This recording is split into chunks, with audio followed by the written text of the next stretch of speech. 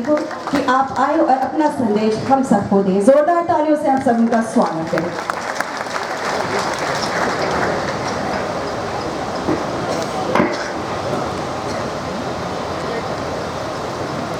माननीय उप मुख्यमंत्री श्री सुशील कुमार मोदी जी, यहाँ पर उपस्थित माननीय न्यायमूर्ति के मंडल जी, भवन निर्माण विभाग के माननीय मंत्री श्री महेश्वर हजारी जी, कला संस्कृति एवं युवा विभाग के माननीय मंत्री श्री कृष्ण कुमार ऋषि जी, ग्रामीण विकास विभाग एवं संसदीय कार्य विभाग के माननीय मंत्री श्री श्रवण कुमार जी,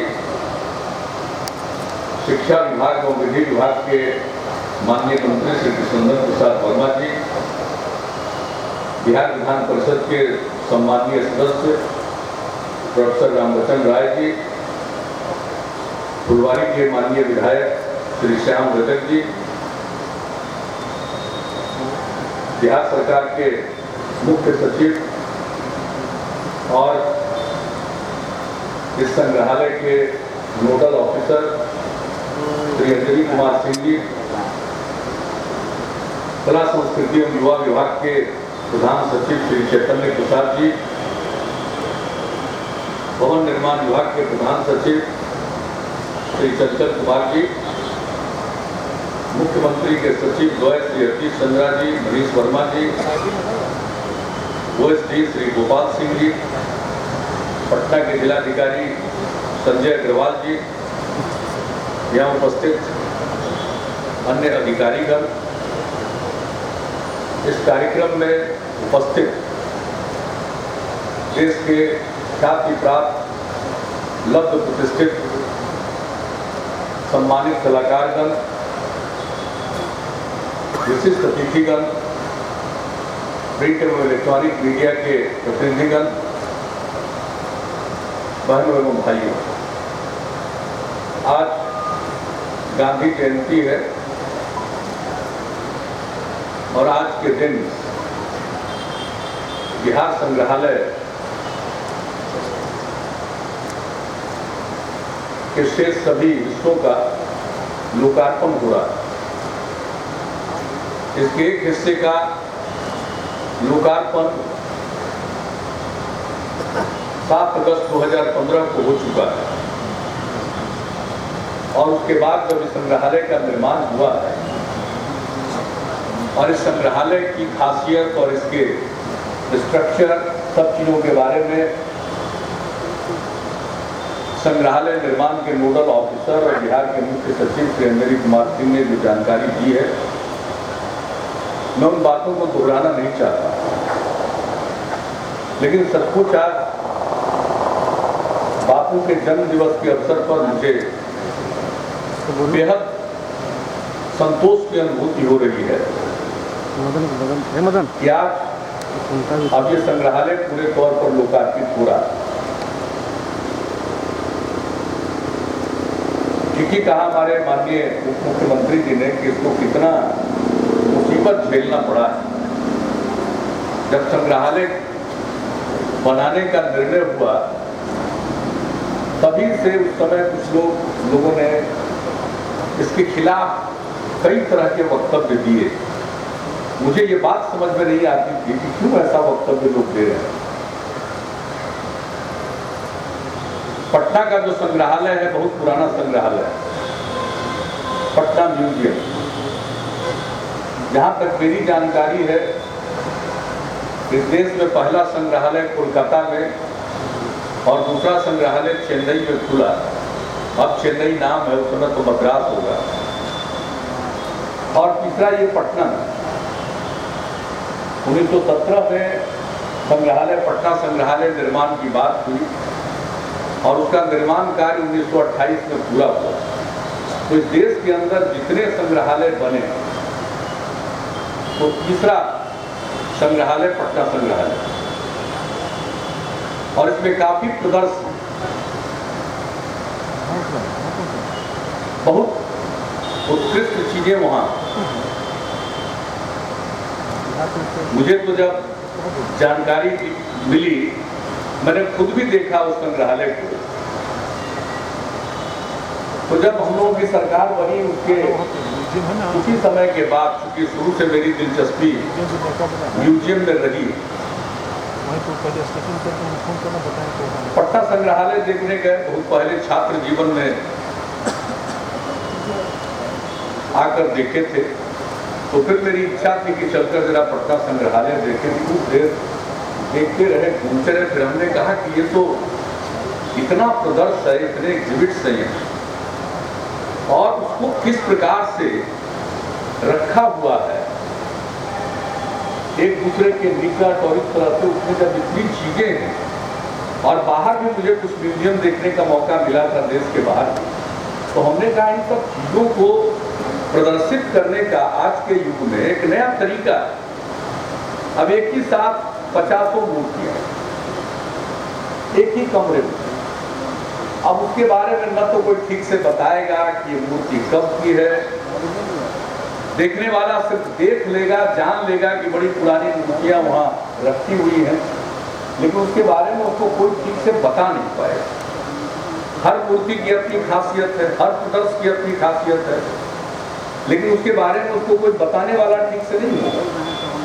एक एक चीज को किस प्रकार से सुरक्षित रखा जाता है, उस पर किस तरह से रोशनी दी जाती है, इसका कोई वहां हमने देखा कि कोई इस पर कोई ध्यान नहीं शुरू करा।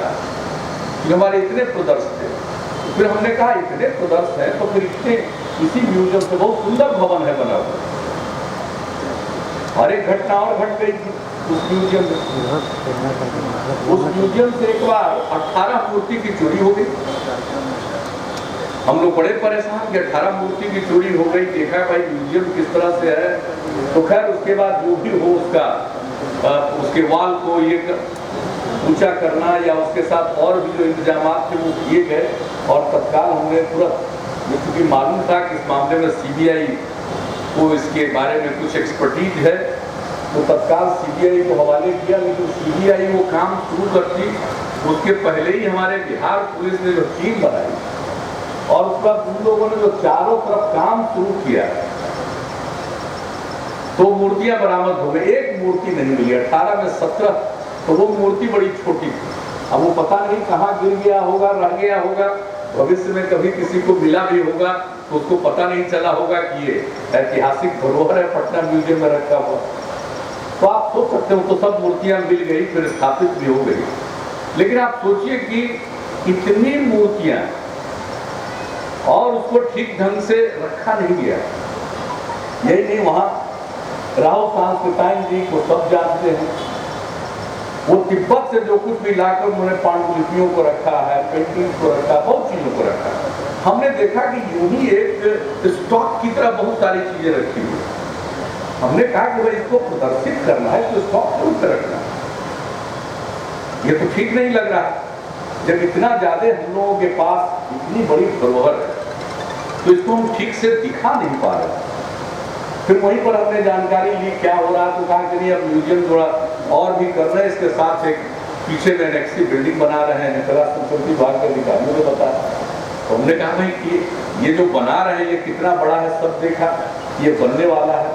और यही नहीं, वहां पर जब बनाने वाले थे पेड़ वगैरह भी काट चुके थे कि इस जगह पर बनेगा। हमने कहा भाई इससे क्या काम चलेगा, जितने हमारे पास प्रदर्शन है, मुझको तो ऐसा नहीं प्रतीत हो रहा है कि इतना से भी काम चलेगा। तो उसी समय हम लोगों ने सोचा कि हम लोगों को एक म्यूजियम बिहार में बनाना चाहिए पटना में, और इस म्यूजियम के साथ जोड़कर ही सब दिन हम उसको रखेंगे, और वो अंतर्राष्ट्रीय स्तर का होना चाहिए। सबको मालूम है कि अब म्यूजियम के क्षेत्र में नई तकनीक, उसके बारे में नया सोच दुनिया भर में पैदा हुआ। पहले तो अजायब घर, जादूघर की तरह प्रदर्शन है, उसको देख के रखा हुआ।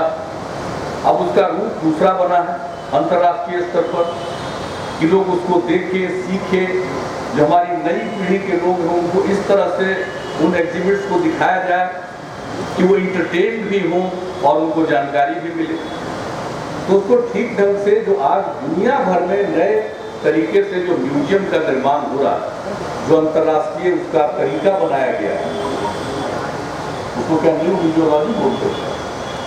ऐसा ही कुछ बोलते हैं। तो जो संग्रहालय बनाने का जो नया तरीका है, तो ऐसा तो अभी हिंदुस्तान में कहीं भारत में नहीं है। तो उसी समय हम लोगों ने तय किया कि हम लोग ये जो नया तरीका है उसी को अपनाएं और ये अंतर्राष्ट्रीय स्तर का होगा। तो इसके बाद हुआ कि भाई अंतर्राष्ट्रीय स्तर का होगा, तो इसके लिए फिर कौन बताएगा, आइडिया कौन देगा, किस तरह से बनाना चाहिए, किस एग्जिबिट को कैसे रखना चाहिए, बिल्डिंग का स्ट्रक्चर क्या होगा। तो हमने कहा सब चीज़ों के लिए अंतर्राष्ट्रीय स्तर पर संपर्क साधिए और जो इसके जितने अंतर्राष्ट्रीय ख्याति प्राप्त किए संग्रहालय से संबंधित संस्कृति के क्षेत्र में, कला के क्षेत्र में लोग हैं जिनकी रुचि है, उनसे अनुरोध करिए कि अगर वो अपना समय दे सकें तो उसके बारे में हम लोगों का मार्गदर्शन करें। यह भी किया और इसके लिए एक लॉर्ड जो म्यूजियम के क्षेत्र में बहुत नामी है, कनाडा के हैं, उनका चयन हो गया अंतर्राष्ट्रीय स्तर पर, जो इसके बारे में विज्ञापन निकला और उसके बाद चयन हुआ। और फिर उन लोगों ने यहाँ आकर के उनकी पूरी टीम ने सब चीज़ का अध्ययन किया। दुनिया भर में अनेक म्यूजियम के निर्माण में उनका योगदान है, सब लोग जानते थे। और यहाँ आकर सभी लोगों से बात किया। हमने कहा कि हमारे यहाँ जितने जानकार लोग हैं उनसे बात करिए, क्या खासियत रही है इस भूभाग की, दुनिया के भूभाग की सब चीज़ों को समझिए। हम लोगों के साथ उन लोगों ने घंटों इंटरेक्ट किया, तो मेरे मन में जितनी बातें आती थी सब हम कहते गए। और आप जानते हैं बिहार और झारखंड एक था, 2000 में झारखंड अलग हुआ। झारखंड की तरफ जाते थे तो लोगों का चेहरा खिला हुआ नजर आता, बड़े प्रसन्न दिखते थे, और बिहार में लोग दुखी दिखते थे। वही लगता था कि ये तो विचित्र स्थिति है। लोगों को लग गया था, बिहार के लोगों को, झारखंड अलग हुआ, अब बिहार का कोई मतलब नहीं, हम लोग डूब जाए। उस समय तो मैं सांसद था, लेकिन फिर भी हमने दौरा किया, अपने राजनीतिक दल के माध्यम से कार्यक्रमों का आयोजन किया और हमने जगह जगह कहना शुरू किया, ठीक है हमारे यहाँ खान खदान नहीं है, लेकिन हमारे पास संस्कृति है, हमारे पास इतिहास है। भले खान खदान नहीं है, लेकिन बोध गया यही है जहाँ भगवान बुद्ध को ज्ञान प्राप्त हुआ। गया यही है जिसको निर्वाण की भूमि मानते हैं। पावापुरी यही है जिसके बारे में कहा जाता है कि भगवान महावीर का निर्माण नहीं हुआ। किसी भी चीज को जाइए, पाटलिपुत्र यही है, यही वो जगह है, राजगीर यही है, गया यही है। वहां के जो पहाड़ों की श्रृंखला है और राजगीर में जो पंच पहाड़ी है, उसके बारे में जो विशेषज्ञ हैं उनका ये मानना है कि इसकी आयु 3 करोड़ साल से लेकर 10 करोड़ साल होगी, और जो हिमालय पर्वत है उसकी आयु 50 लाख साल की है। तो हमने लोगों को कहना शुरू किया ये सब चीजें कहाँ है, ये सब तो हमारे यहाँ। वैशाली कहाँ, दुनिया का पहला गणतंत्र कहाँ स्थापित हुआ, वो वैशाली यही है। दुनिया में ख्याति जो मिली नालंदा महाविहार को, नालंदा विश्वविद्यालय के नाम से जानते हो कहाँ? तक्षशिला सबसे पुराना है, इसमें कोई शक नहीं, वो तो पाकिस्तान में है। लेकिन नालंदा विश्वविद्यालय, विक्रमशिला विश्वविद्यालय, और अब तो तेल्हाड़ा की खुदाई हुई है तो उसमें भी निकला है। तो अनेक विश्वविद्यालय और कई जगहों पर तो खुदाई नहीं हो पाई। तो ये सब कुछ तो इस बिहार में खान खदान नहीं है, लेकिन इतिहास है, सब कुछ है, इतनी पुरानी सब चीजें हैं यहाँ। तो ये तो हमारे लिए सबसे बड़ा एसेट है, हमें सोचना चाहिए। यहाँ की जमीन उपजाऊ है, यहाँ के लोग मेहनती हैं, हमारे युवा मेधावी हैं। इन सब चीजों के बारे में हमने कहना शुरू किया और धीरे धीरे धीरे धीरे बिहार के लोगों का मन थोड़ा संभलने लगा। एकदम बिल्कुल मन दुख में डूबा हुआ धीरे धीरे निकलना लगा। और आज देख लीजिए, आज बिहार में घूम लीजिएगा तो शायद ही कुछ ही लोग बता पाएंगे कि झारखंड और बिहार कभी एक था। लोग भूल गए हैं कि झारखंड हम लोगों के साथ। ये हालत हुई। तो जिसके पास कितना बड़ा इतिहास हो, हम इस पाटलिपुत्र में बैठे हुए हैं। चाणक्य ने अर्थशास्त्र की रचना यही की। 1500 साल पहले आर्यभट्ट शून्य का आविष्कार किसने किया? तो ये सारी चीजें जिस धरती पर है, जिस धरती के जिस भूभाग पर है, तो वहां जब हम लोगों ने देखा कि भाई उस म्यूजियम में पर्याप्त जगह नहीं है, भवन तो बहुत अच्छा है, इसको हम लोग सुरक्षित रखेंगे और देखेंगे, तब तय किया कि हमारे पास इतने प्रदर्श हैं और फिर नए सिरे से जिसकी मैंने चर्चा की, उस तरह का म्यूजियम बनना चाहिए। और म्यूजियम बनना शुरू हुआ, रखा गया इसका नाम क्या होगा? तो हमने कहा कि वो पटना म्यूजियम है, बिहार संग्रहालय होगा। और आप जान लीजिए अभी भी जब ये बिहार संग्रहालय का काम पूरा हो रहा था तो अभी भी तरह तरह की अफवाहें फैलाई गई, किससे किससे बयान दिलवाया गया, कहा गया कि राहुल सांस्कृतायन की जितनी भी चीजें हैं वही रहनी चाहिए। अरे तो वही रहनी ही है, पटना संग्रहालय में ही रहेगा, राहुल सांस्कृतायन ने जो चीज लाया है सब वही रहेगा, पटना म्यूजियम में ही रहेगा। तिथि निर्धारित हुई 1764 के पहले की जितनी चीजें यहाँ आएंगी उसके बाद की सब चीजें वहां रहेगी। और यही नहीं, मुझको तो कभी कभी आश्चर्य होता है, उस पटना म्यूजियम में हम लोगों ने जो देखा कि एक एक चीज, हर चीज पटना संग्रहालय में वैसी चीजें रहेंगी और उनको और व्यवस्थित रखा जाएगा। राहुल सांस्कृतायन द्वारा तिब्बत से लाई गई पांडुलिपियां नेचुरल हिस्ट्री गैलरी में जो मुझे जानकारी दी गई, लिखा हुआ है यहाँ, हमको इन लोगों ने बताया कि ये जो पुरानी चीड़ जाति के वृक्ष का फॉसिल है वहां है, आपने बहुत लोगों ने देखा भी होगा, वही है। और ये मान्यता है, इन लोगों का कहना है 2 करोड़ साल, लेकिन वहां जो डॉक्यूमेंट है उसमें लिखा हुआ 200 मिलियन ईयर्स, मतलब 30 करोड़ साल। अब जो भी सच हो, लेकिन इतना पुराना फॉसिल भी वहां पर है, ये सब चीजें वही रहेंगी। कोई बिहार के बारे में और देश के बारे में जानने की रुचि रखेगा तो सिर्फ बिहार संग्रहालय नहीं आएगा, पटना म्यूजियम भी जाएगा और दोनों को जोड़कर हम लोग रखेंगे। पटना म्यूजियम की महत्ता को किसी को समझाने की जरूरत नहीं है, हम लोग जानते हैं। और जो प्रदर्श यहाँ रखे जाएंगे उनको बहुत ठीक ढंग से, और वहां तो मैं बता देना चाहता हूँ, आज तो हम लोग बिहार म्यूजियम का लोकार्पण कर रहे हैं, लेकिन यहाँ के गजब कुछ लोगों की मानसिकता होती है। आप जो भी काम करिए, वैसे भी होता ही है, लोगों की मानसिकता हर जगह होती है। कोई भी काम करिए तो कुछ लोगों को लगता है कि इसका विरोध क्यों नहीं करेंगे, विरोध करिए भी विरोध करते हैं। और सब काबिल लोग हैं, हम लोग सबका सम्मान करते हैं, विरोध करना तो कोई बुरा नहीं, जितना मन करे उतना विरोध करिए, लेकिन विरोध करते करते भूल जाइएगा और अंतर मन से लगेगा कि हम बेकार विरोध कर रहे थे। आकर के पटना बिहार म्यूजियम देख लीजिएगा और उसके कुछ दिन के बाद, अभी काम के पूरा होने के बाद, जो पटना म्यूजियम को फिर से हम लोग सुसज्जित करने की कोशिश करेंगे और उसको जिस ढंग से संवारेंगे और एक एक प्रदर्श, वहाँ कोई चीज थोक भाव में रखा हुआ नहीं मिलेगा, वहां भी प्रदर्श ठीक ढंग से दिखाए जाएंगे, तो वो चीज होगा।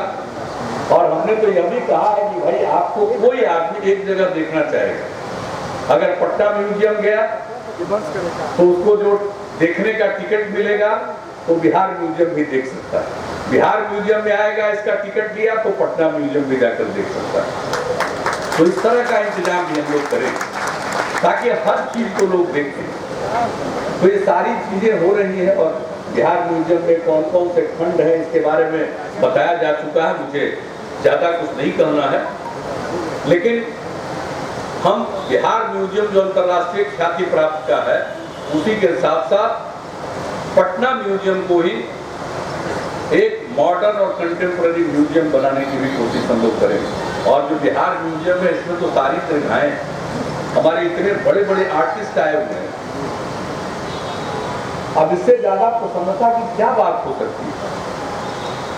और बहुत लोग इस देश में नहीं जानते थे कि बिहार म्यूजियम बन रहा है, विदेशों में इसकी खबर छपती है। पटना में हम नहीं जानते, हमारे मीडिया के लोग भी बैठे हुए, कितना उनको इसकी जानकारी थी कि जब बिहार म्यूजियम बनना शुरू हुआ तो दुनिया में जिन लोगों को भी कला, संस्कृति, म्यूजियम, इन चीजों में दिलचस्पी है, उन सभी जगहों पर बिहार म्यूजियम के बारे में क्या क्या चलता है। तो पहली बार हमने देखा कि बाहर जो खबर छपी है तो दिल्ली के अंग्रेजी अखबार में एक आध लोगों ने उसको पिकअप किया, लेकिन यहाँ जो कुछ भी है जरा देखिएगा। बच्चों से लेकर के जिनकी रुचि कला में है, संस्कृति में है, इतिहास में है, सब लोग यहाँ पर आएंगे और मुझको तो लगता है कि संतुष्ट होकर लौटेंगे और बहुत अच्छा उनको लगेगा। और ये जो बिल्डिंग का स्ट्रक्चर यह भी अंतर्राष्ट्रीय स्तर का, इसकी भी एक विचित्र कहानी है। इसके लिए जो अंतर्राष्ट्रीय दूरी बना था तो उन लोगों ने सेलेक्ट कर लिया था और अभी तय नहीं हुआ, इसको घोषित नहीं किया गया। तो 3 का सिलेक्शन हुआ और तीनों का जो मॉडल था वो रखा गया था। तो यूं ही हम उन सब लोगों से, सब बड़े लोग थे, यूं ही मिल रहे थे। तो उन लोगों ने ऐसे ही मुझसे पूछा कि जरा देखिए ये तीनों में आपको अच्छा कौन लगता है। तो हमने कहा कि अभी आप लोग घोषित किए नहीं है इसको, तो हम कुछ बोले अच्छा नहीं लगेगा। कहा कि नहीं वो कागज पर निर्णय हो चुका है, घोषणा बची है, आपको कोई पसंद होगा उससे कुछ प्रभावित नहीं होने वाला है, लेकिन जरा बताइए तीनों में अच्छा कौन लग रहा है। तो हमने इस मॉडल को कहा कि हमको तो अच्छा लग रहा है। सब लोग बड़ा प्रसन्न हुए, कहे इसी का चयन हम लोगों ने किया, इसी का चयन किया। अभी अद्भुत है, जरा देखेंगे लोग ना, सब बता चुके हैं अंजलि बाबू। ये तो कमाल की चीज है, बहुत सारी चीजें, ऐसा कोई स्ट्रक्चर है नहीं। और इसके लिए और भी अभी बहुत काम होगा। जितने लोग आएंगे जाएंगे, और हमारे यहाँ बच्चे पढ़ते हैं स्कूलों में, हमने नई एक योजना बनानी शुरू की, हम लोगों की सरकार बनी पहली बार। ये हमारे जो स्कूल के विद्यार्थी हैं, छात्र छात्राओं को कुछ अच्छी चीजों को दर्शनीय स्तर पर ले जाना चाहिए। पहले जो प्राइवेट स्कूल में पढ़ते थे, यानी स्कूल है प्राइवेट, नाम होता है उसका पब्लिक स्कूल, तो प्राइवेट स्कूल है उसको कहते हैं। उन स्कूलों में जहाँ खूब अच्छा लोगों को पैसा लगता है अपने बच्चों को पढ़ाने में, उन जगहों पर यह सब व्यवस्था है। लेकिन बिहार में हम लोगों ने शुरू किया कि स्कूल में पढ़ने वाले लड़के लड़कियों को हम घुमाएंगे और उसके लिए पैसा हम लोग देते हैं, सरकार ग्रांट देती है, वो परिभ्रमण योजना है। तो हमारे जितने बच्चे बिहार में पढ़ते हैं वो बारी बारी से सबका परिभ्रमण होगा, संग्रहालय देखेंगे, हर जगह की जब जो भी ऐतिहासिक जगह है उसको देखेंगे, लोगों को ज्ञान होगा। भाई जब तक आप अपने इतिहास को नहीं जानिएगा, आप भविष्य के बारे में क्या सोचेंगे? हम लोगों को किस चीज पर नाज है? अपने इतिहास पर नाज, गौरव का वो स्थान था उस पर नाज है। और संकल्प क्या है कि हमें फिर से गौरव के उस स्थान को प्राप्त करना, इसी के लिए सब कुछ होता है। तो हमारी नई पीढ़ी के लोग अगर इतिहास से वाकिफ हो जाएंगे और यहाँ क्या नहीं था और क्या था, इन सब चीजों के बारे में जब वो अवगत होंगे तो उनका दिल कितना प्रसन्न होगा। तो इस दृष्टिकोण से संग्रहालय की बड़ी भूमिका होती है। और नई टेक्नोलॉजी है, जाकर के खाली देख नहीं लेंगे, कोई भी प्रोडक्ट को देख नहीं लेंगे, उसको इस ढंग से देखेंगे। और उसमें जब कोई भी घूमेगा, यहाँ चाहे चिल्ड्रन गैलरी बना था और 2015 में 7 अगस्त को ही उसका लोकार्पण हुआ। कितने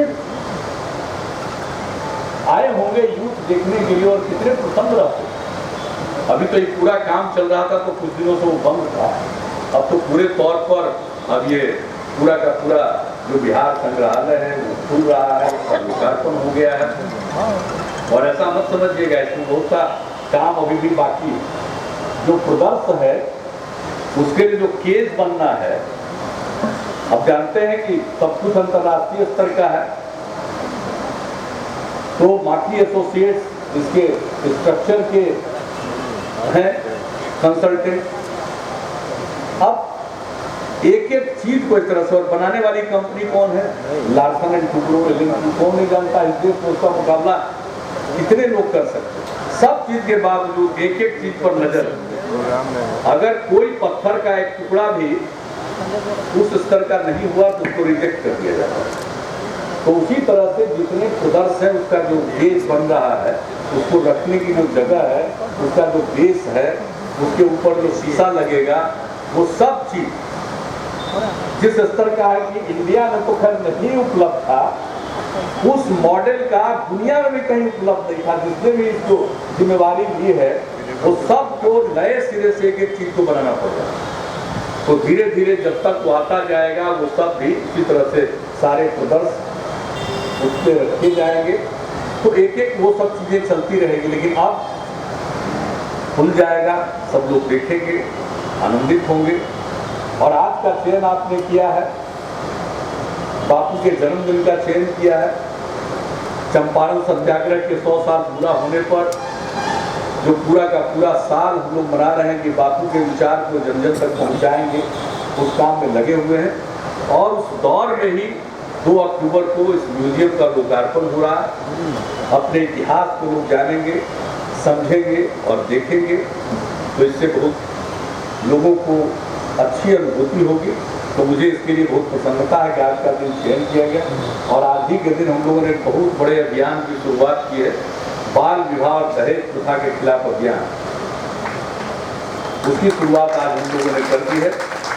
और नशा मुक्ति के पक्ष में 21 जनवरी को इसी साल मानव श्रृंखला सृजित हुई और 4 करोड़ लोगों ने हिस्सा लिया। दुनिया में इतनी बड़ी मानव श्रृंखला कभी नहीं, कहीं नहीं बनी। और आज भी हम लोगों ने संकल्प लिया है कि बाल विवाह और दहेज प्रथा के पक्ष में भी मानव श्रृंखला अगले साल 2018 के 21 जनवरी को फिर मानव श्रृंखला बनेगी, उसमें भी सब लोग भाग लें।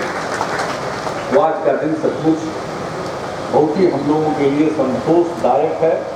और आज बिहार म्यूजियम, हम बराबर अंजनी बाबू से कहते थे, अरे कब शुरू कीजिएगा, कब शुरू कीजिएगा, बोलते रहते थे। नोडल अधिकारी तो इधर ये थोड़ा सा पिछले कुछ महीने से हमको ये अवॉइड करने लगे थे कि कहीं से म्यूजियम का बात शुरू नहीं करना, क्योंकि हमको इन लोगों ने कह दिया था कि बिहार दिवस के दिन हम शुरू कर देंगे। लेकिन बिहार दिवस के दिन नहीं हो पाया, तो हमको तो लगने लगा कि अब पता नहीं कब पूरा हो पाएगा। फिर कहानी यही बताते थे जिसका हमने जिक्र किया। तो इधर कोई 1 महीना पहले, 20 दिन पहले इन लोगों ने मुझको बताया कि भाई 2 अक्टूबर को ही इसकी शुरुआत हम लोग इसका लोकार्पण कर देंगे। तो बड़ी खुशी हुई और आज आपके बीच में आकर के मुझे बेहद प्रसन्नता हो रही है। और मैं सबको यही आश्वस्त करूंगा कि साहब जो बिला वजह क्या फोटो, सब अखबार वाले बैठे देखा देखा फोटो छाप, पीठ पर क्या लिख देता है मेरे खिलाफ, उसका फोटो छाप के वो फ्रंट पेज पर दिखा रहा है, जिसे लग रहा है कि हम कोई पाप कर रहे हैं। अरे बिहार म्यूजियम बना रहे हैं, पाप कर रहे हैं ये, इसी रूप में लोग उपलब्ध करते हैं। बड़ा खुशी होती है हमको देखकर, ये बड़ा अच्छा कर रहे हैं। हमारे आदरणीय न्यायमूर्ति भी यहाँ पर विराजमान है, मंडल साहब, लेकिन पटना हाईकोर्ट चला गया और पटना हाईकोर्ट में तरह तरह की बात कहने लगे। लोग कहा साहब कि ये देखिए 500 करोड़ रुपया खर्च हुआ है, बता दे 500 करोड़ रुपया थोड़ा ज्यादा खर्च हुआ है। 498 करोड़ का शुरू का था, बैठ के 517 करोड़ हुआ है। वहां शक लगे लोगों को, क्या इस बात पर परेशानी है? भाई बिहार की खासियत है, लोगों को लगे कि खर्च कर रहे हैं। अरे खर्च कर रहे हैं, जनता ने चुना है और हम लोग शुरू से हम लोग एक न्याय के साथ विकास के रास्ते पर चल रहे हैं। पहले सड़क कैसा मिलता, सड़क ठीक हो गया, भूल गए। भौतिक चीजों को भी ठीक से बना रहे हैं, सड़क हो, पुल हो, पुलिया हो, बिजली हो। इस साल के अंत तक बिहार का एक भी बसावट नहीं बचेगा, एक भी हैबिटेशन नहीं है जहां पर बिजली नहीं पहुंच जाएगी। और अगले साल के अंत तक हर घर में बिजली का कनेक्शन हो जाएगा। हमारे साफ निश्चय का एक रूल है, हर घर बिजली का कनेक्शन। महिलाओं का सशक्तिकरण, सामाजिक कार्य, भौतिक उपलब्धियां सब हो रही हैं। अगर इतिहास के प्रति हम लोगों की भावनाएं जागृत हैं तो इसमें परेशान होने की क्या बात है? क्यों चिंतित होते? जब हम लोगों ने काम संभाला था तो उसमें बिहार का बजट था, पूरे साल का बजट होता था मात्र 26,000 करोड़ 28,000 करोड़ रुपया। और आज आपको मालूम है 1,60,000 करोड़ रुपया का बजट। तो जब गायब करते हैं, उल्टा पुल्टा बात बोलते रहते हैं, उन्हीं की कृपा से हुआ है, उन्हीं के मेहनत से सब हुआ है। अरे भाई, हम 28,000 करोड़ से 1,60,000 करोड़ तक ले जाने में कामयाब हुए, तो इतना भी हमको हक नहीं है कि बिहार की कला संस्कृति को प्रदर्शित करने के लिए, लोगों को इसके प्रति जगाने के लिए, लोगों के अंदर का जो आत्मबल है उसको बढ़ाने के लिए, मन के अंदर जो सम्मान है उसको जगाने के लिए अगर हम बिहार म्यूजियम 500 करोड़ रुपया में बना रहे हैं तो पाप कर रहे हैं। फिर भी तरह तरह की मानसिकता के लोग, तो कोर्ट ने तो कहा कि ठीक है, पैसा खर्चा हो गया, ये हो गया, लेकिन बड़ा कुछ कमेंट्स थे उसमें। तो हमने तो 7 अगस्त 2015 को जब इसके चिल्ड्रन गैलरी की शुरुआत कर रहे थे, उसी दिन हमने आग्रह कर दिया था कि कोर्ट का जो फैसला है उसको किसी खास जगह पर बढ़िया से टांग दीजिए, ताकि जब म्यूजियम बनेगा और आगे बढ़ेगा सबको जानकारी आने वाली पीढ़ी को होनी चाहिए कि इस बिहार संग्रहालय को बनाने में कितनी कठिनाइयां झेलनी पड़ी। और हम चुनेंगे कुछ खास जो वक्तव्य या खास फोटो, उसको भी चुनेंगे, और जब पटना म्यूजियम को भी बिल्कुल दुरुस्त कर देंगे तो वहां टंगवा देंगे, ताकि आने वाली पीढ़ी को पता चल जाए कि कितनी कठिनाई झेल करके ये काम हुआ।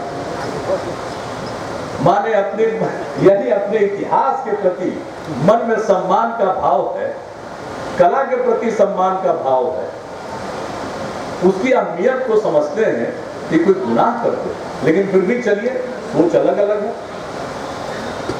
शराबबंदी लागू हो गई, हर परिवार खुश है, लेकिन चंद लोग जो इसको लिबर्टी मानते हैं अपनी, वो कितने नाराज हमसे रहते हैं, नाराज रहते हैं। तो ठीक ही है, आदमी का हर आदमी का अपना अपना विचार है, तो उसमें मुझे कोई परेशानी नहीं है, लेकिन सचमुच भीतर से हृदय को प्रसन्नता हो रही है। और मैं इसके लिए पूरे कला संस्कृति विभाग को, भवन निर्माण विभाग ने जो बिल्डिंग कंस्ट्रक्शन के काम को मॉनिटर किया, यहाँ चंचल जी बैठे।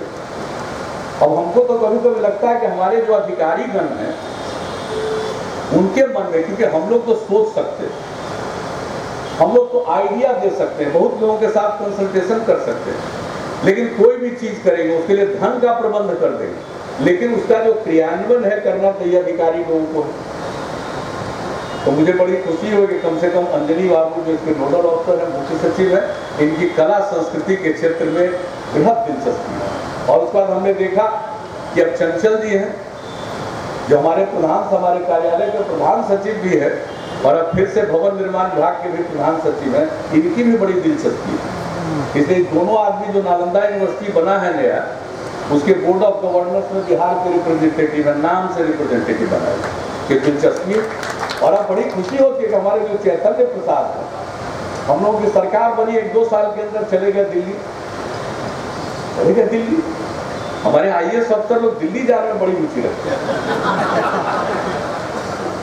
और जब पटना लौटने का समय हो जाता था कि कहते हैं कि 1 साल का और मोहलत दे दीजिए, लेकिन चैतन्य प्रसाद जी आ गए। फिर देखा इन्होंने कला संस्कृति में इनकी भी रुचि बड़ी जागृत हो गई है, तो मुझे बड़ी खुशी होती है। और मैं तो चाहता हूं कि और हमारे सरकारी अधिकारी जितने हैं उन सब में कला और संस्कृति के प्रति इसी तरह का उत्साह का भाव पैदा हो, इस तरह का लगाव का भाव पैदा हो, ताकि इस तरह के जो काम करने हो उसको ठीक ढंग से क्रियान्वित किया जा सके। और बड़ी निष्ठा के साथ कमिटमेंट है, ये 3 लोग जो बैठे हुए हैं, तीनों का कमिटमेंट, लीड कमिटमेंट तो है अंजनी बाबू का, लेकिन दोनों लोग अब फॉलो कर रहे हैं। मुझे तो बड़ी खुशी हो रही कि चलिए कम से कम 2 लोग तो निकले, वैसे ही कुछ और लोग निकल जाए तो बड़ी दिल को तसल्ली होगी। चलिए अब ज्यादा कितना बोलते रहे, आप लोगों को भी लग रहा होगा क्या ही बोले चला जा रहा।